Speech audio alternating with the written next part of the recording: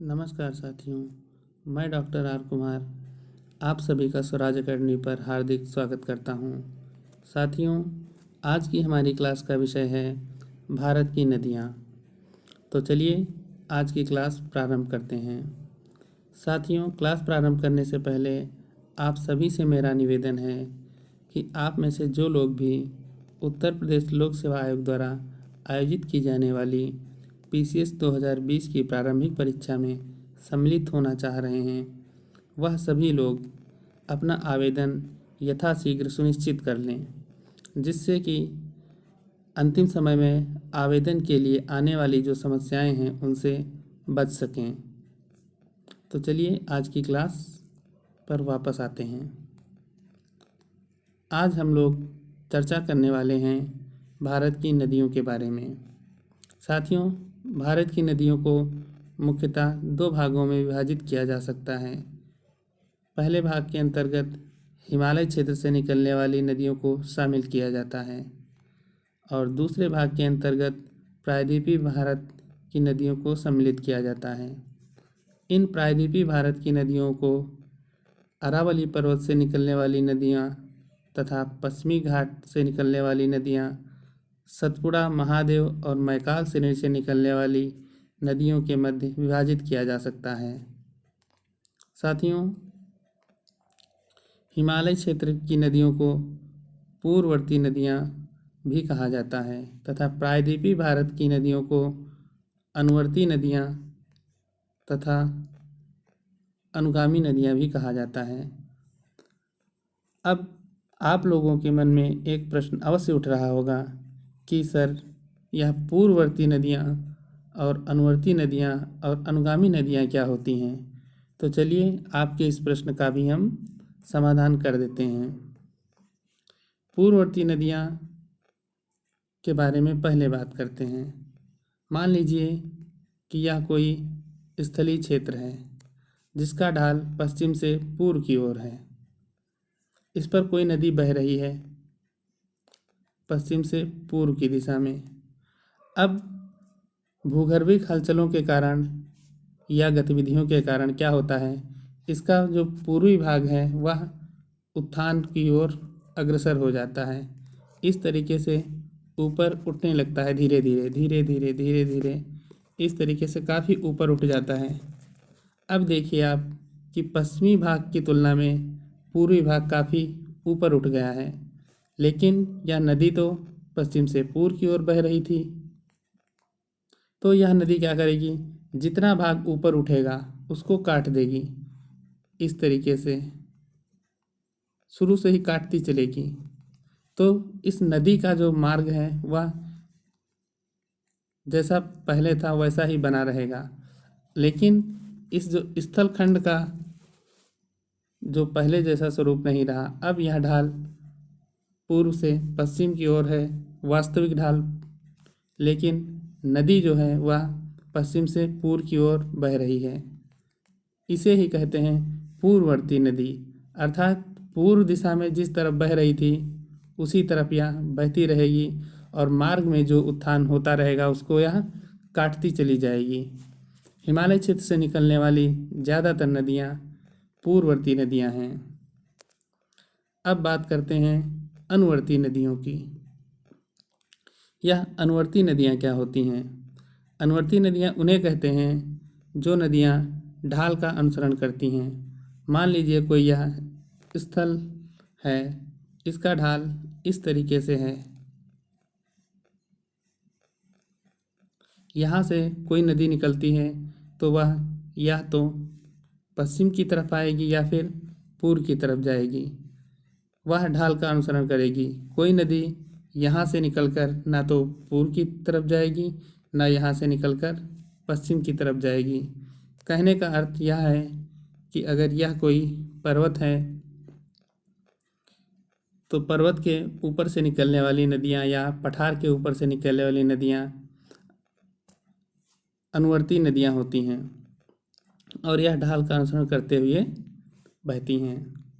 जैसे इसका सर्वाधिक अच्छा उदाहरण आपको है चंबल तथा इसकी सहायक नदियाँ। चंबल और इसकी सहायक नदियाँ अनुवर्ती नदी का उदाहरण है। अब अनुगामी नदियों की बात की जाए तो सर ये अनुगामी नदियाँ क्या होती हैं? अनुगामी नदियाँ उन नदियों को कहते हैं जो ढाल का अनुसरण नहीं करती हैं। जैसे यह हमारा है पश्चिमी तट, इस तरीके से मान लीजिए यह है हमारा पश्चिमी तट। अगर भूगर्भिक संरचना के हिसाब से देखा जाए तो पश्चिमी तट से पूर्वी तट की ओर ढाल है, इस तरफ ढाल है। लेकिन कुछ नदियां हैं जो इस ढाल का अनुसरण नहीं करती हैं। जैसे आपकी नर्मदा नदी है, आपकी ताप्ती नदी है। ये नदियां क्या हैं? ये अनुगामी नदियों का उदाहरण हैं। ऐसे ही शरावती नदी है, वह भी अनुगामी नदी है। कहने का मतलब यह है कि जो नदियाँ स्थलीय ढाल का अनुसरण नहीं करती हैं तथा इसके विपरीत दिशा में इस तरफ बहती हैं, ढाल तो पूर्व की तरफ है लेकिन नदी पश्चिम की तरफ बह रही है, तो इसे अनुगामी नदी कहेंगे। इसका सबसे अच्छा उदाहरण आपका नर्मदा और ताप्ती है। फिर आते हैं हिमालय की नदियाँ और प्रायद्वीपीय भारत की नदियों में कुछ विशेषताएं हैं, तो चलिए इनको जान लेते हैं। जैसे कि कोसी नदी, तीस्ता नदी, दामोदर नदी, ये सभी मार्ग परिवर्तित करती हैं और विसर्ग बनाती हैं, जबकि प्रायद्वीपीय नदियाँ अपने ना तो मार्ग परिवर्तित करती हैं और ना ही वह विसर्ग बनाती हैं, क्योंकि यह नदियाँ जो हैं हिमालय की निकलने वाली नदियाँ वह अपने युवावस्था में हैं, और जबकि प्रायद्वीपीय नदियाँ हैं जो वह प्रौढ़ावस्था में हैं। इसलिए यह नदियाँ मार्ग परिवर्तित करती हैं जो हिमालय से निकलती हैं और विसर्ग बनाती हैं, जबकि प्रायद्वीपीय नदियाँ न तो मार्ग परिवर्तित करती हैं और न ही विसर्ग बनाती हैं। फिर जल परिवहन सुगम, हिमालय से निकलने वाली नदियों में जल परिवहन सुगम है, जबकि प्रायद्वीपीय भारत से निकलने वाली नदियों में जल परिवहन सुगम नहीं है, क्योंकि यह जलप्रपात बनाती हैं। पहली बात तो इस तरीके से हैं प्रायद्वीप भारत की नदियाँ। यह कोई नदी है तो इस तरीके से फिर उतरी, फिर किसी पठार से उतरी, फिर ऐसे, तो यहाँ पर जो यह जलप्रपात बनाएंगी छोटा छोटा या फिर कहीं कहीं बड़ा भी, इसलिए इनमें नौका नहीं चल सकती है या परिवहन नहीं किया जा सकता है। जबकि उत्तर भारत की नदियाँ जो हैं हिमालय क्षेत्र से जो निकलती हैं वह जब मैदानी क्षेत्र में आ जाती हैं तब इनमें जल परिवहन आसानी से किया जा सकता है। भारत का सर्वाधिक लंबा जल मार्ग कौन सा है? आप में से बहुत से लोगों को पता होगा, लेकिन जिनको नहीं पता है वह जान लें। वह है इलाहाबाद से लेकर कलकत्ता तक या फिर कोलकाता तक का मार्ग, जो गंगा नदी में है। इसे राष्ट्रीय जलमार्ग संख्या 1 कहते हैं। फिर है जल संग्रह क्षेत्र। अगर जल संग्रह क्षेत्र की बात की जाए तो उत्तरी भारत की नदियों में दक्षिणी भारत की नदियों से ज़्यादा होता है, क्योंकि दक्षिणी भारत की नदियों को जो जल प्राप्त होता है वह मुख्यतः वर्षा ऋतु में प्राप्त होता है, जबकि उत्तर भारत की नदियों को वर्षा ऋतु में तो जल प्राप्त होता ही होता है, साथ में गर्मियों में हिमनदों से भी जल प्राप्त होता है। अब लंबाई की बात की जाए तो उत्तर भारत से निकलने वाली नदियाँ या उत्तर भारत में बहने वाली नदियाँ जो हिमालय पर्वत से निकलती हैं उनकी लंबाई तुलनात्मक रूप से दक्षिण भारत की नदियों से अधिक होती है।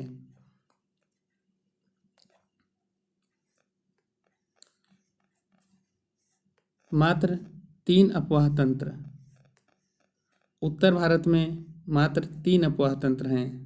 कौन कौन से हैं? पहला है सिंध नदी, दूसरा है गंगा नदी और तीसरा है ब्रह्मपुत्र नदी।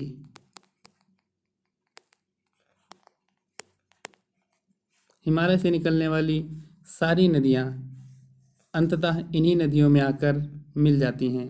सिंधु नदी जो अरब सागर में गिरती है, गंगा एवं ब्रह्मपुत्र नदी दोनों सम्मिलित रूप से आपके सुंदरबन डेल्टा का निर्माण करती हैं। फिर डेल्टा निर्माण की बात की जाए तो डेल्टा के बारे में मैंने आपको पिछली क्लास में बताया था। यह एक त्रिभुजाकार आकृति होती है।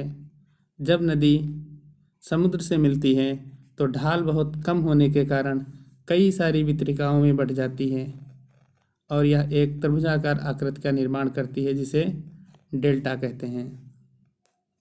और दक्षिण भारत की नदियाँ जो हैं वह ज्वार नदमुख बनाती हैं तथा कुछ नदियाँ हैं जो डेल्टा का भी निर्माण करती हैं।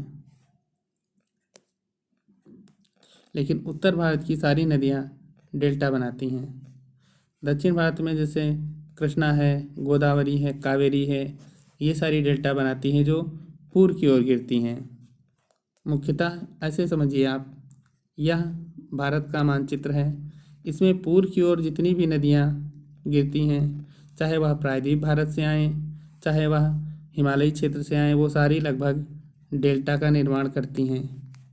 जबकि प्रायद्वीपीय भारत में कुछ नदियाँ ऐसी भी हैं जो पश्चिम की ओर गिरती हैं, जैसे कि आपकी नर्मदा है, ताप्ती है, शरावती है।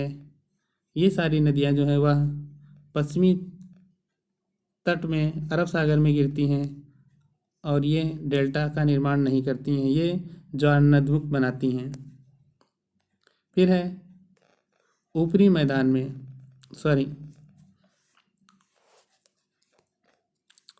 यह डेल्टा की बात हो गई। फिर जो हिमालयी नदियां हैं उनको, उनके जो प्रतिरूप हैं उनको 4 भागों में विभाजित किया जा सकता है। पहला है पर्वतीय भाग। पर्वतीय भाग में इनका जो प्रतिरूप होता है वह वृक्षाकार होता है। और ऊपरी मैदान में यह समानांतर बहती हैं तथा मध्यवर्ती भाग में यह विसर्प बनाती हैं या विसर्पण से चलती हैं और अंतिम में जालीनुमा आकृति का निर्माण करती हैं।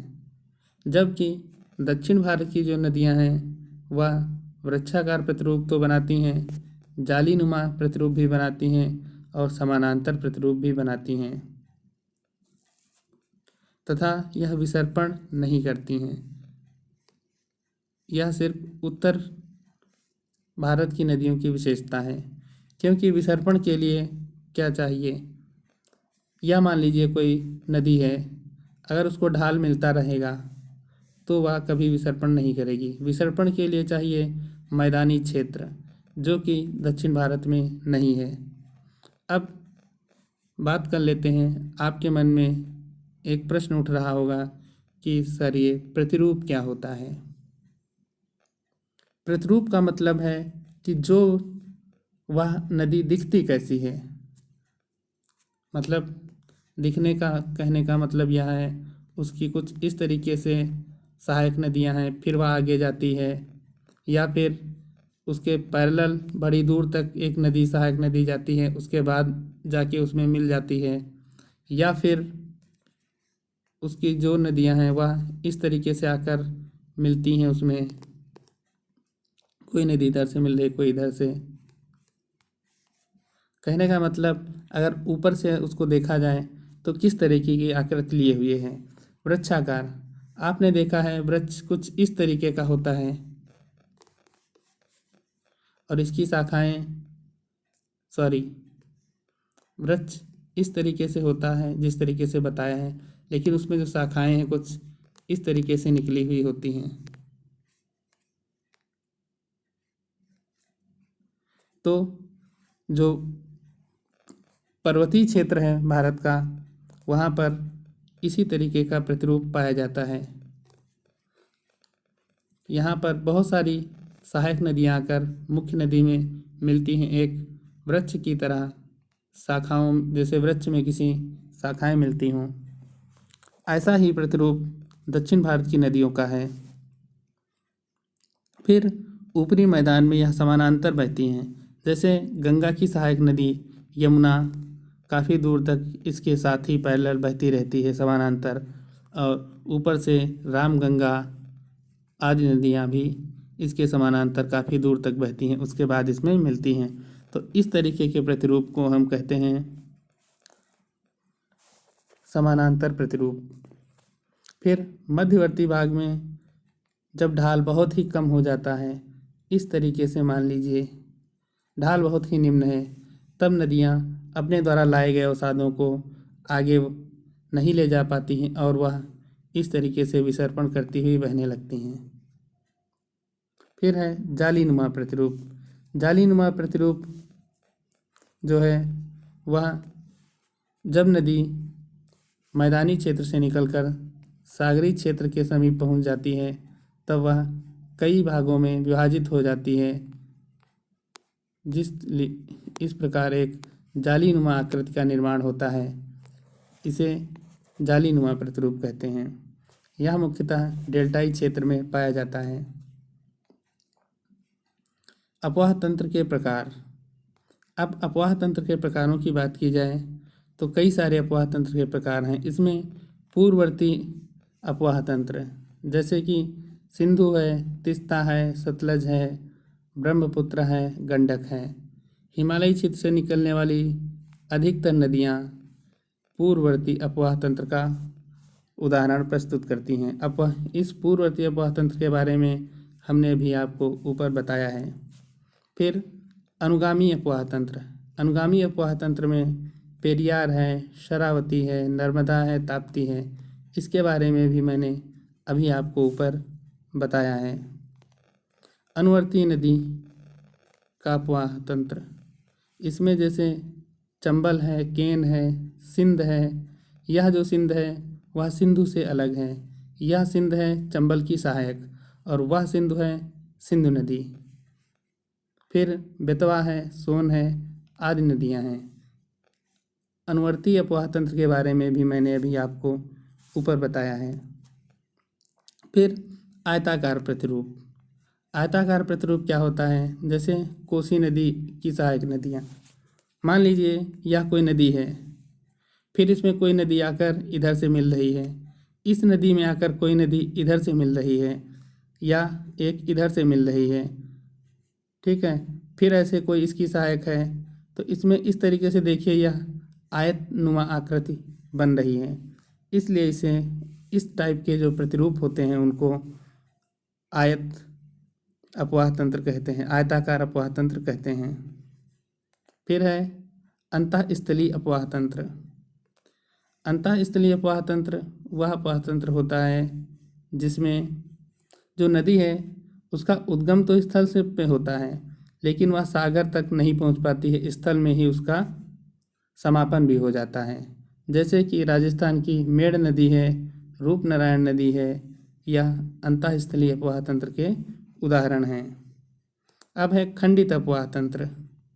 खंडित अपवाह तंत्र जैसे भाबर क्षेत्र। भाबर क्षेत्र के बारे में मैंने आपको बताया था कि जब कोई पर्वतीय क्षेत्र है, यहाँ से नदी निकलती है, तो यहाँ पर बहुत सारे बड़े बड़े पत्थरों का जमाव कर देती है, और इन पत्थरों के जमाव के कारण नदी स्पष्ट रूप से नहीं दिखती है। मतलब नदी खंडित हो जाती है और उसके बाद पुनः नदी दिखती है जब ये बड़े बड़े पत्थर का क्षेत्र समाप्त होता है, तब नदी पुनः स्थल पर दिखती है। इस तरीके का जो अपवाह तंत्र होता है उसे खंडित अपवाह तंत्र कहते हैं। फिर है अध्यारोपित अपवाह तंत्र। इसका उदाहरण दामोदर है, स्वर्णरेखा है और चंबल नदी है।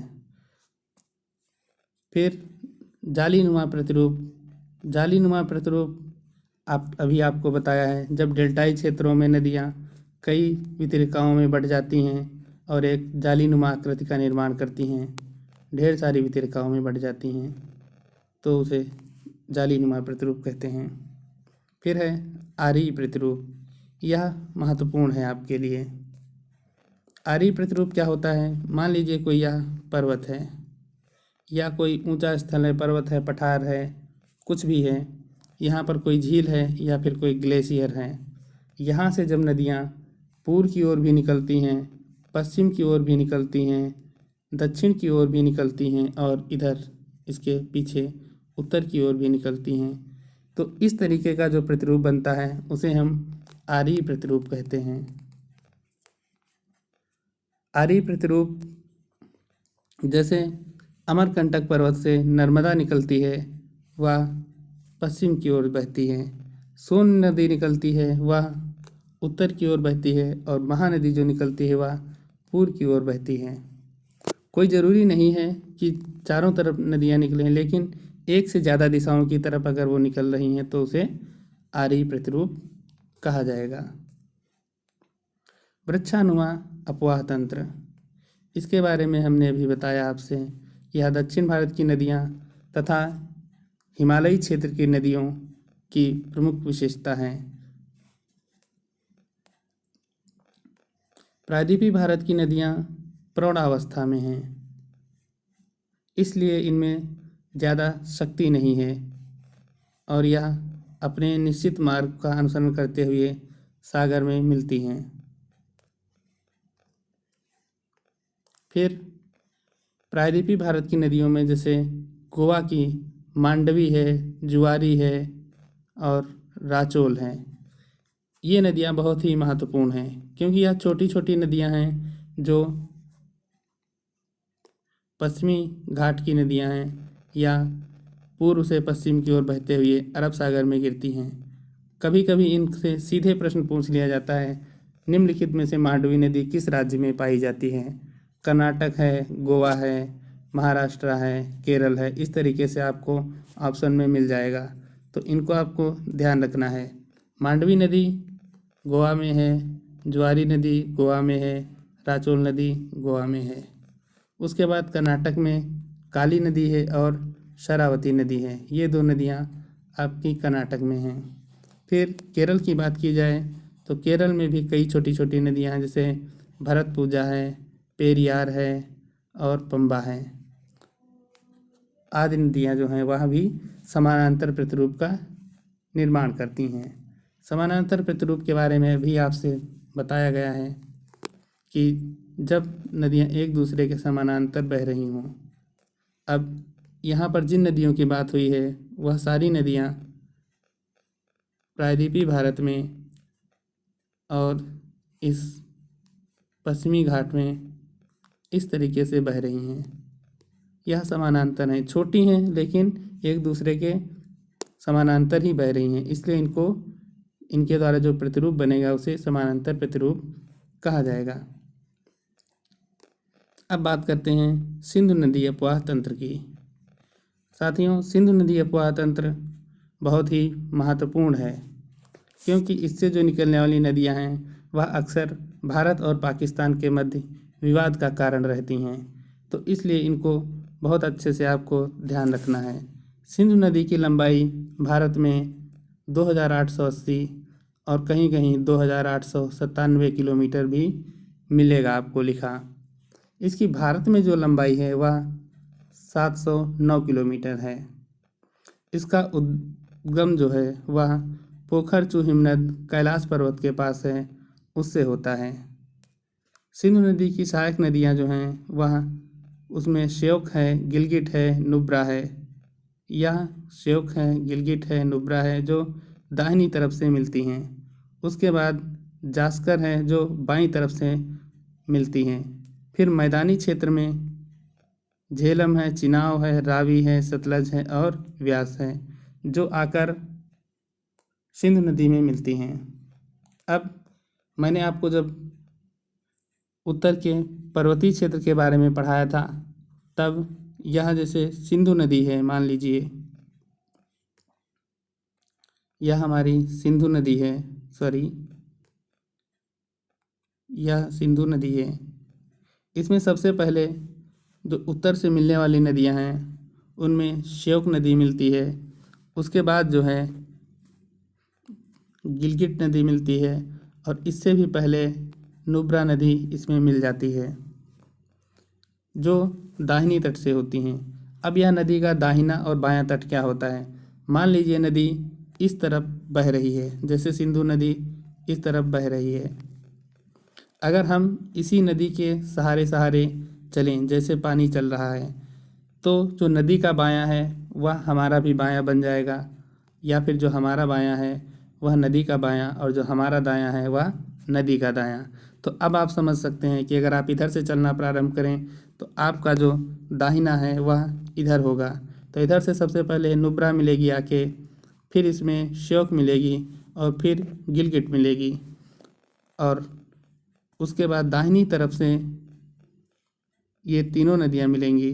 फिर जो जास्कर नदी है वह बाएं तरफ से आकर इसमें मिलती है, और मैदानी क्षेत्रों में भी बाएं तरफ से आने वाली नदियाँ सारी हैं, जिसमें से झेलम है, चिनाब है, रावी है, सतलज है और व्यास है। अब बात करते हैं झेलम नदी की। झेलम नदी को प्राचीन समय में वितिस्ता नदी के नाम से भी जाना जाता था। इसकी जो कुल लंबाई है भारत में वह 400 किलोमीटर है। इसका उद्गम है बेरीनाग झील के पास शेषनाग झील से, और इसकी सहायक में है किशनगंगा नदी जो इसके दाहिने तरफ से मिलती है। अब आप इसके दाहिने और बाएं का जो कॉन्सेप्ट है वो आपके समझ में अच्छे से आ गया होगा। वुलर झील से होकर यह नदी बहती है अनंतनाग से बारामूला के बीच। यह नौगम्य है।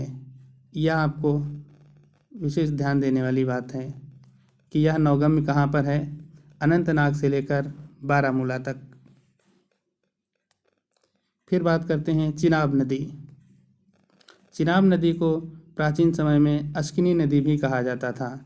यह लाहुल क्षेत्र के पास बारालाचा दर्रे के से पास से निकलती है, और इसकी जो लंबाई है वह 1180 किलोमीटर है। हिमाचल में इसे चंद्रभागा के नाम से भी जाना जाता है। इसकी दो प्रमुख सहायक नदियां हैं, उन्हीं के नाम से चंद्रभागा इसका नाम पड़ा है। एक का नाम है चंद्र और दूसरे का नाम है भागा। यह पीर पंजाल तथा वृहद हिमालय के मध्य बहती है। अब थोड़ा सा यहाँ पर ब्रेक करते हैं। अब बात करते हैं पर्वतीय क्षेत्र की। सबसे पहले हमने पढ़ा था कि यह है हमारा महान हिमालय। महान हिमालय के दक्षिण में है लघु हिमालय, और लघु हिमालय के दक्षिण में है हमारा शिवालिक हिमालय। अब यह नदी पीर पंजाल एवं वृहद हिमालय के बीच बहती है। तो यह तो हो गया वृहद हिमालय। अब ये पीर पंजाल कहाँ पर है। पीर पंजाल साथियों, ये लघु हिमालय आपका है। लघु हिमालय का उत्तर एवं पश्चिमी हिस्सा जो है वह दो पर्वतों में विभाजित है, एक पीर पंजाल और दूसरा धौलाधर श्रेणी।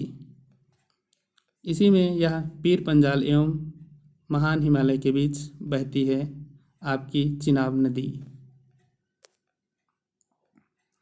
फिर बात करते हैं प्रमुख जल विद्युत परियोजनाएं। इसी पर कुछ बनी हुई हैं जो अक्सर विवाद का कारण रही हैं, इसलिए एग्ज़ाम में पूछी भी गई हैं। जैसे बगलिहार परियोजना, फिर है सलाल तथा दुलहस्ती परियोजना, ये भी आपको ध्यान रखना है। रावी नदी को प्राचीन समय में परुष्णी नदी के नाम से भी जाना जाता था। यह रोहतांग दर्रे के पास से निकलती है कुल्लू में। इसकी लंबाई 725 किलोमीटर है। यह पीर पंजाल एवं धौलाधर श्रेणी, हमने अभी आपसे बताया था पीर पंजाल एवं धौलाधर श्रेणी कहाँ है। आपको पता है कि पीर पंजाल एवं धौलाधर श्रेणी लघु हिमालय का हिस्सा हैं। लघु हिमालय का उत्तर पश्चिमी हिस्सा है। फिर है के मध्य अपवाहित होती हैं। भारत पाक सीमा के साथ यह बहती है कुछ दूरी पर। कुछ दूरियां जो भारत पाक सीमा है उसके समानांतर बहती है। फिर है व्यास नदी। व्यास नदी को विपाशा नदी भी प्राचीन समय में कहा जाता था। इसका उद्गम जो है वह रोहतांग दर्रे के निकट व्यास कुंड से है, इसीलिए इसको व्यास नदी कहते हैं। इसकी लंबाई 470 किलोमीटर है। यह हरिके बैराज के पास सतलज नदी में मिलती है और यह सतलज की ही सहायक नदी है। यह सतलज नदी है, सतलज नदी के दाहिनी तरफ से यह आकर इसमें मिलती है। फिर है सतलज नदी। साथियों, यह उत्तर भारत की बहुत ही महत्वपूर्ण नदी है। यह राकस झील से निकलती है और इसकी लंबाई 1050 किलोमीटर है भारत में। इसकी जो सहायक नदियां हैं वह स्फीति है और व्यास है, जो इसके दाहिनी तरफ से मिलती है। अभी हमने आपको ऊपर बताया कि यह सतलज नदी है तथा इसमें व्यास नदी दाहिनी तरफ से आकर मिलती है और साथ ही स्पीति नदी भी मिलती है। इस नदी पर भाखड़ा के निकट भाखड़ा नागल बांध बनाया गया है, जिसके पीछे गोविंद सागर जलाशय है। शिवकिला के निकट यह हिमाचल प्रदेश में प्रवेश करती है भारत में। अगला है सिंधु नदी तंत्र। अब यह देख लीजिए सिंधु नदी तंत्र का फोटो। सिंधु नदी तंत्र सबसे पहले सतलज है जो सबसे दक्षिण में है और सबसे अंतिम में सिंधु है। अब इसी के बीच में देख लीजिए सतलज के बाद व्यास है। सतलज की सहायक व्यास अभी हमने ऊपर पढ़ा।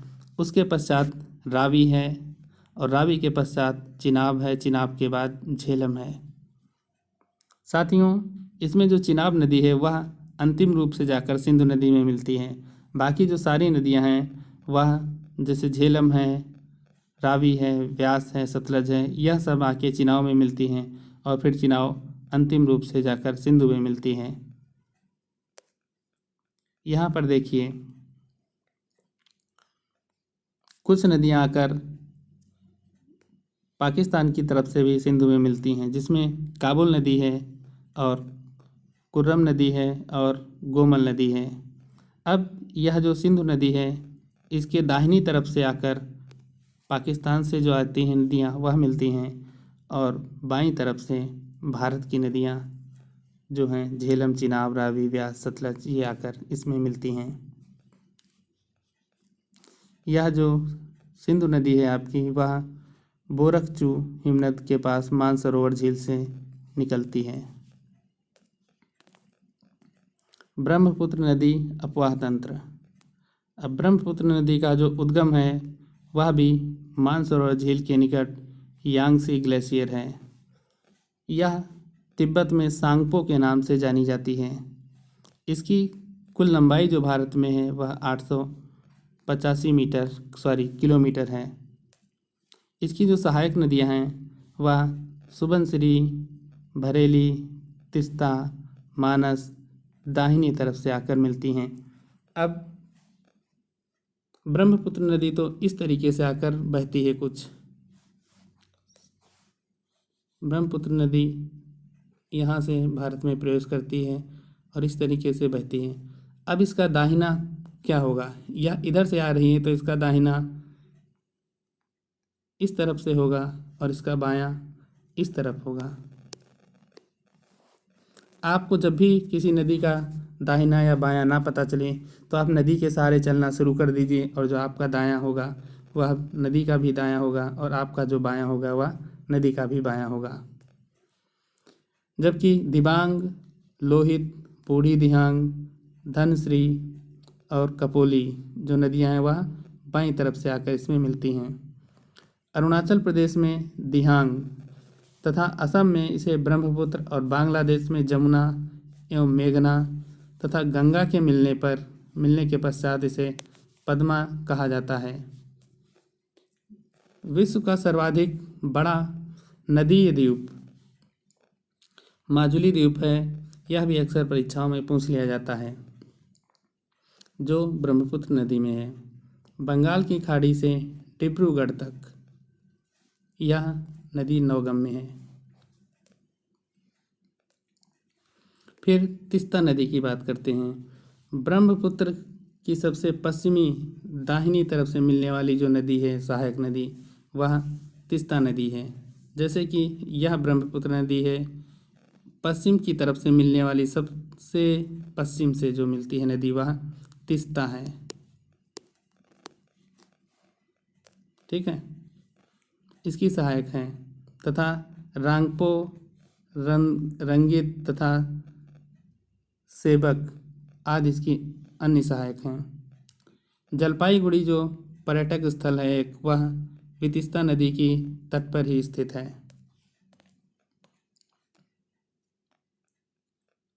रंगित नदी, इसका उद्गम सिक्किम राज्य में हुआ है। बड़ी संख्या में छिपकलियाँ बनाती है। यह विश्व में जल क्रीड़ा के लिए, राफ्टिंग के लिए प्रसिद्ध है। संकोश नदी, संकोश नदी भी महत्वपूर्ण है क्योंकि यह भूटान की सर्वाधिक प्रमुख नदी है, इसलिए आपको इसे ध्यान रखना है। फिर है सुबनसिरी नदी, यह मिरी एवं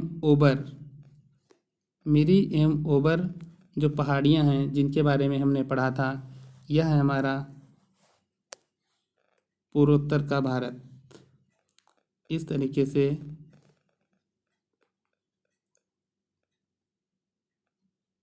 यह आपका सिक्किम है, फिर यह अरुणाचल है, फिर यह नागालैंड है, फिर यहाँ इसी में थोड़ा नागालैंड है ऊपर, यहाँ मणिपुर है, यह मिजोरम है, त्रिपुरा है, और फिर यह मेघालय है, और यह जो क्षेत्र बाकी बचा यह आसाम है। अब मिरी और अबोर की पहाड़ियाँ कहाँ पर हैं? यहाँ पर हैं मिरी की पहाड़ियाँ, यहाँ पर हैं, और इनके मध्य में जो बहने वाली नदी है वह कौन सी है? वह है सुबनसिरी नदी। ठीक है, जो इसको अलग करती है दो भागों में, मतलब कि दो भागों में नहीं, मिरी पहाड़ियों और अबोर पहाड़ियों को अलग करती है कौन सी? सुबनसिरी नदी। ठीक है, चलिए बिंदु पे आते हैं। फिर मणिपुर में लोकटक झील है जहाँ से यह अपवाहित होती है। जो मणिपुर नदी है वह लोकटक झील से अपवाहित होती है। फिर बराक है, इसका उद्गम माउंट जापोवा है जो नागालैंड में है। ढाका के नीचे चंद्रपुर में बराक ये नदी सुरमा पद्मा में आकर मिलती है और संयुक्त धारा मेघना कहलाती है। ब्रह्मपुत्र नदी का भी अपवाह तंत्र देख लेते हैं। देखिए, यह है हमारी ब्रह्मपुत्र नदी और इसका अपवाह तंत्र जहाँ से यह भारत में प्रवेश करती है उस दर्रे का नाम है यांगयाप दर्रा। यांगयाप दर्रे के निकट यह भारत में प्रवेश करती है। इससे पूर्व यह तिब्बत में सांगपो के नाम से जानी जाती है। इसके पूर्व से मिलने वाली जो नदियां हैं वह दिबांग नदी है, लोहित नदी है और बूढ़ी गंगा है। यह पूर्व की ओर से मिलने वाली हैं, लेकिन अगर तट पूछा जाए तो यह बाएं तट से आकर मिलती हैं। फिर यहाँ पर माजुली द्वीप है, यह जो विश्व का सबसे बड़ा नदी द्वीप है। जैसे यह कोई नदी है, नदी के मध्य में स्थित जो द्वीप है उसे नदी द्वीप कहते हैं, और यह माजुली द्वीप जो है वह ब्रह्मपुत्र नदी के घाटी में स्थित सर्वाधिक बड़ा द्वीप है। फिर इधर से देखिए धनश्री आकर मिल रही है, धनश्री के बाद कपिली आकर मिल रही है, और कपिली के बाद यह बराक और सूरमा नदी जो जहाँ पर मिलती हैं उसके आगे मेघना के नाम से जानी जाती हैं, और फिर यह पद्मा में मिलती हैं, और पद्मा में मिलने के बाद इसकी जो संयुक्त धारा है वह पद्मा एवं मेघना की धारा के नाम से सुंदरबन डेल्टा का निर्माण करती हैं। यहाँ पर जब गंगा आकर ब्रह्मपुत्र में मिलती है तब उसे पद्मा के नाम से जाना जाने लगता है। उससे पहले जो ब्रह्मपुत्र है उसे बंगाल में जमुना के नाम से जाना जाता है। फिर यह देखिए तीस्ता नदी है, जिसके बारे में अभी ऊपर हमने पढ़ा था कि तीस्ता नदी ब्रह्मपुत्र के सबसे पश्चिम में आकर मिलती है, लेकिन यह दाहिनी तरफ से। अगर बाईं तरफ से देखेंगे तो मेघना आके मिलती है सबसे अंतिम में। ठीक है, यह भी आपको ध्यान रखना है। फिर है अग्नि नदी, संकोश नदी, जो आप अभी हमने बताया था किस लिए महत्वपूर्ण है आपकी, क्योंकि यह भूटान की महत्वपूर्ण नदी है। फिर है तिपहरी नदी, उसके बाद है मानस नदी। मानस नदी भी आपको याद रखना है, क्योंकि मानस अभ्यारण्य कहाँ पर है, आसाम में है, ठीक है, जहाँ से होकर यह नदी बहती है। फिर है आपकी पुथिमारी नदी और भरेली नदी और रंगा नदी, यह भी महत्वपूर्ण नदियाँ हैं, इस ब्रह्मपुत्र की सहायक हैं। और उसके ऊपर है सुबनश्री नदी। इस प्रकार साथियों यह ब्रह्मपुत्र नदी तंत्र भी पूरा होता है। तो साथियों आज की जो हमारी क्लास थी वह यहीं तक के लिए थी। अब हम आपसे मिलते हैं अगली क्लास में, तब तक के लिए धन्यवाद।